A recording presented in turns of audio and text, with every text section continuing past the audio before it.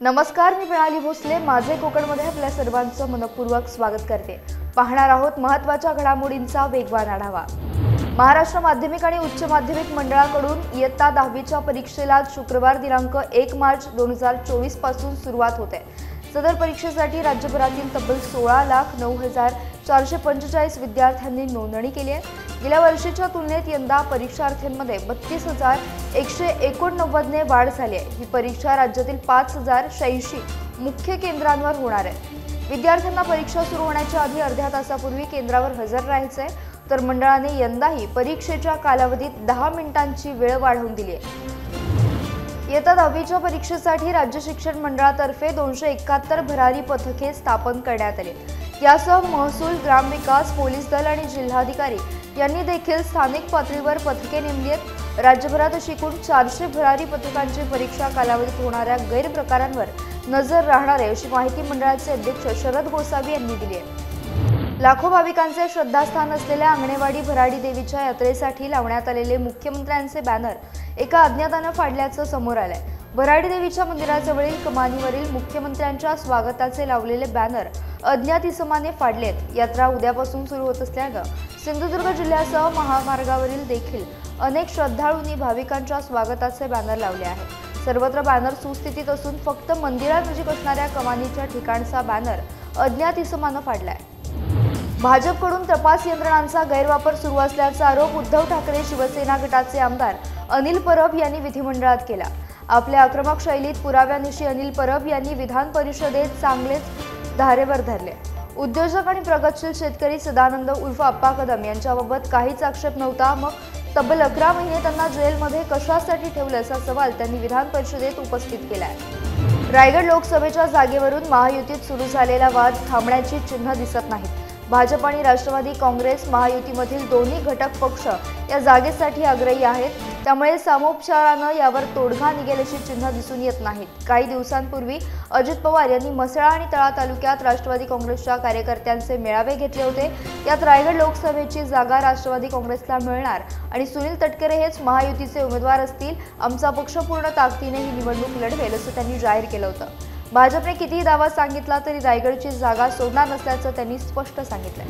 सिंधुदुर्ग येथील जलतरण तलावामध्ये जलतरणाचा सराव करणाऱ्या शालेय मुलांच्या फीमध्ये केलेली वाढ, अस्वच्छ पाणी याबाबत वारंवार लक्ष वेधून देखील दखल घेतली जात नसल्यानं जलतरण तलाव कंत्राटदाराच्या मनमानी कारभाराविरोधात पालकांनी जिल्हाधिकाऱ्यांकडे तक्रार केली आहे। याबाबत आमदार वैभव नाईक यांनी देखील जलतरण तलावाची पाहणी करत कंत्राटदाराच्या मनमानीपणामुळे त्या कंत्राटदाराचे कंत्राट तात्काळ रद्द करावे अशी सूचना जिल्हा क्रीडा अधिकाऱ्यांना आणि जिल्हाधिकाऱ्यांना दिली। रायगड जिल्ह्यातल्या महाड तालुक्यातील धरण क्षेत्रात यावर्षी कमी पाऊस झाल्यानं फेब्रुवारी महिन्यातच या धरणाच्या पाण्याची पातळी घटली असून महाड नगरपालिकेने सर्वे केला असता कोतुर्डे धरणातील पाणीसाठा चालू वर्षी कमी पर्जन्यमान झाल्यानं धरणात फक्त 24% पाणी शिल्लक राहिलंय। त्यामुळे येत्या काही दिवसातच महाड शहर आणि परिसरातील 22 गावांना भीषण पाणी टंचाईला सामोरं जावं लागणार आहे।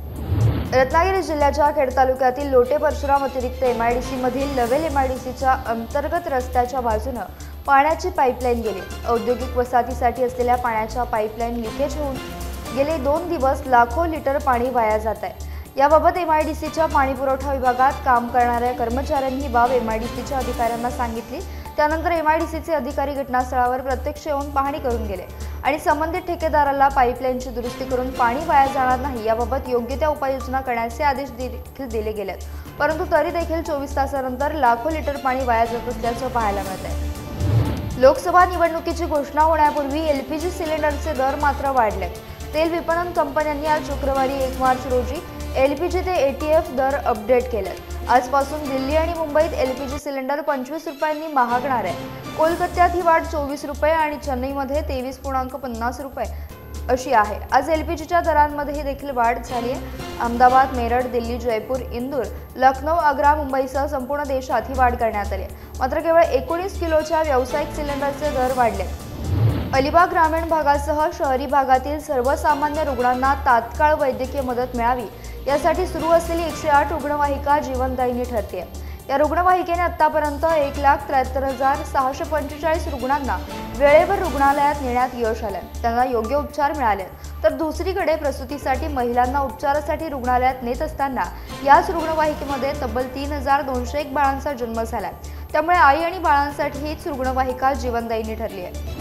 चालू अर्थसंकल्पीय अधिवेशनामध्ये आमदार डॉक्टर राजन साळवी यांनी रत्नागिरी जिल्ह्यातील जयगड किल्ल्यासह राज्यातील सर्व किल्ल्यांच्या जतन आणि संवर्धनासंदर्भात निधी उपलब्ध होण्यासाठी उपमुख्यमंत्री तथा अर्थमंत्री अजित पवार यांना निवेदन दिले। जयगड येथील किल्ल्याच्या बुरुज आणि तटाला तडे गेल्याचं निदर्शनास आलं असता आमदार डॉक्टर राजन साळवी यांनी जयगड किल्ल्याची पाहणी केली। त्यावर सदर किल्ल्याच्या दुरावस्थेबाबत अधिवेशनात लक्ष वेधून मांडणार असल्याचं त्यांनी सांगितलं। सिंधुदुर्ग आणि रत्नागिरी जिल्ह्यातील काजू उत्पादक शेतकऱ्यांना दिलासा मिळाला आणि काजू प्रक्रिया उद्योगाला चालना मिळण्यासाठी महाराष्ट्र राज्य काजू मंडळाच्या माध्यमातून काजू बोंड रसावर प्रक्रिया करण्यासाठी ब्राझीलचे तंत्रज्ञान वापरण्यात यावे, त्यासाठी ब्राझील देशाबरोबर सामंजस्य करार करावा। काजू प्रक्रिया उद्योगांना राज्य वस्तू आणि सेवा कराचा परतावा 5 मार्च पूर्वी द्यावा आणि केंद्रीय वस्तू तसेच सेवा कराची 2.5% रक्कम देखील राज्य शासनातर्फे तातडीने परत करावी, असे निर्देश उपमुख्यमंत्री तथा वित्त मंत्री अजित पवार यांनी दिले आहेत। भारतातील शेतकऱ्यांसाठी आणि देशाच्या अर्थव्यवस्थेसाठी देखील महत्त्वाच्या असलेल्या मान्सूनबाबत एक चांगली अपडेट समोर आली आहे। यंदा भारतात मान्सूनचं वेळेत आगमन होईल असा अंदाज हवामान तज्ज्ञांनी वर्तवला आहे। मान्सून वेळेत भारतात दाखल होईल आणि सरासरीच्या सामान्य पाऊस पडेल असा अंदाज वर्तवण्यात आला आहे। उपनगरीय रेल्वेच्या बरोबरीने मुंबईकर प्रवाशांची जीवनवाहिनी म्हणून ओळखल्या जाणाऱ्या बेस्ट सेवा लाखो मुंबईकरांची सेवा बजावत आहे।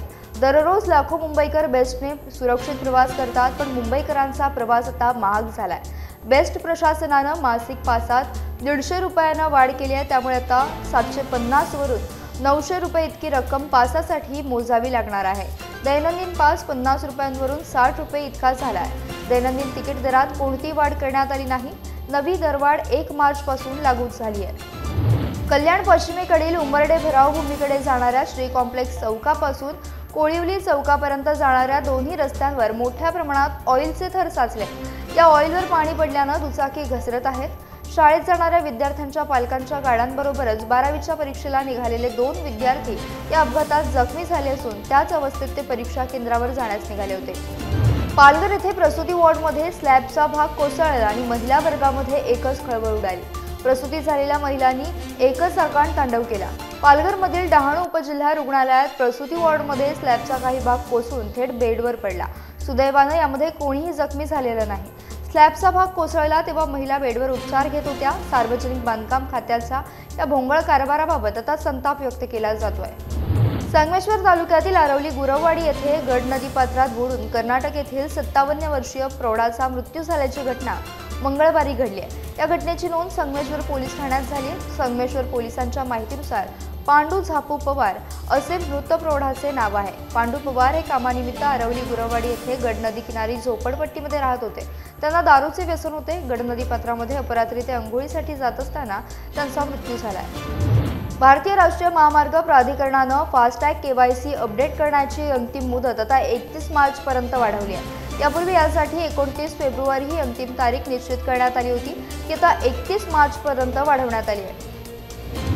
आधार कार्ड अपडेट करण्यासाठी मुदत वाढवून देण्यात आली आहे। या संबंधित माहिती देण्यात आली असून भारतीय विशिष्ट ओळख प्राधिकरणानं पुन्हा एकदा आधार कार्ड अपडेट करण्याची मुदत वाढवली आहे। 14 मार्च 2024 पर्यंत ही मुदत वाढवण्यात आली आहे।